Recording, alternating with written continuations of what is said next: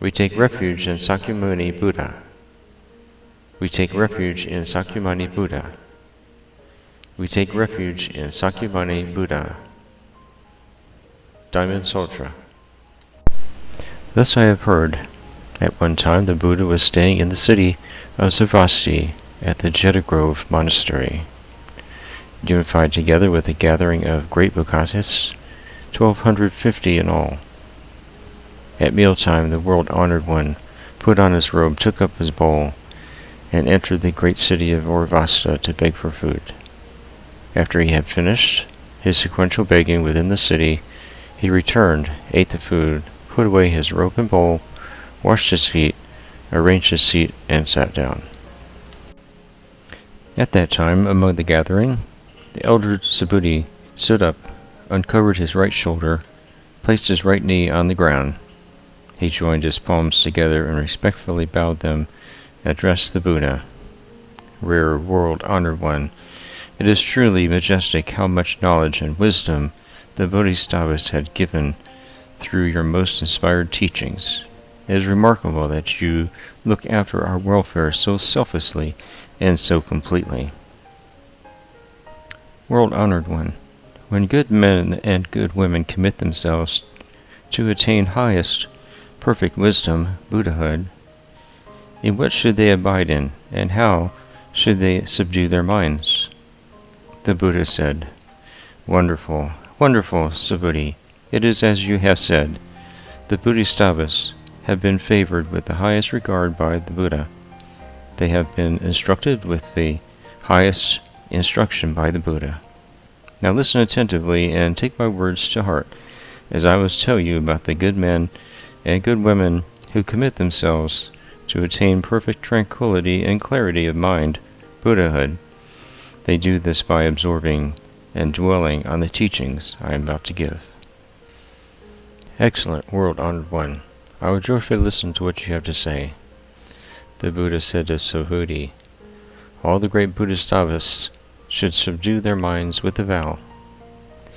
I must liberate all sentient beings, whether those born from eggs, the womb, from moisture, or spontaneously, whether those have form or do not have form, whether those have thought, those without thought, those not totally with thought, and those not totally without thought. This would allow the entrance to the final nirvana and break away from the cycle of birth and death, thus resulting in liberation of infinite, innumerable, limitless, sentient beings, but in reality, no sentient beings are liberated. And why would this be? Subhuti, if a bodhisattva has the belief of a self, the belief of other human, the belief of sentient beings, or the belief of longevity, then he is not a bodhisattva at all. Furthermore, Subhuti, in the practice of compassion and charity, the discipline should be detached. That is to say, bodhisattvas should practice compassion and charity without regard to appearances, to form, to sound, smell, taste, touch, or any quality of any kind. Subhuti, a bodhisattva should not give while abiding in any belief whatsoever. If a bodhisattva gives welfare without abiding in any belief whatsoever, then his merit will be immeasurable. Subhuti, do you think that you can measure all the space in the east? Oh no, world-honored one. No one can possibly measure all the space in the east. Subhuti, is space in the south, west, north, or in the intermediate directions or above or below measurable? Oh no, world-honored one. No one can possibly measure all the space in the west, south, or north. Well, Subhuti, the same is true of the merit of the bodhisattva who practices compassion and charity without abiding in any belief or notion, without cherishing any idea of form. Their merit will be inconceivable. Subhuti, the bodhisattva, should let their minds absorb and abide in the teachings I have just given. Subhuti, what do you think? Can Tathagata be seen by his physical marks? No, world-honored one. The Tathagata cannot be seen by his physical marks. It is because the physical marks are spoken of by the Tathagata as no physical marks. The Buddha said to Subhuti, "All with marks is empty and false. If you can see all marks as no marks, then you truly see the Tathagata." Subhuti said to the Buddha, "World-honored one, can sentient beings, after hearing these words, have true faith?"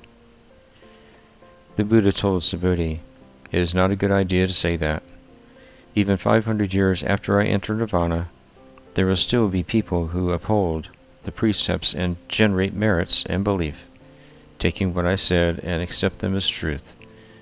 You should know that these people have long ago planted virtuous roots and merits, not just with one Buddha, or two, or three, or four, or five Buddhas, but that they have long ago planted virtuous roots and merits with infinite tens of millions of Buddhas. This kind of person just needs one thought of true belief."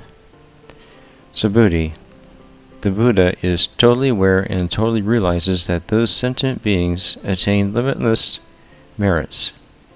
Those sentient beings already discard the notion of itself, of others, of sentient beings, of longevity, of phenomena, or the notion of non-phenomena. The Buddha continues, "Those living beings have no further notion of self, of others, of living beings, or of a life. No notion of dharmas, and no notion of non-dharmas.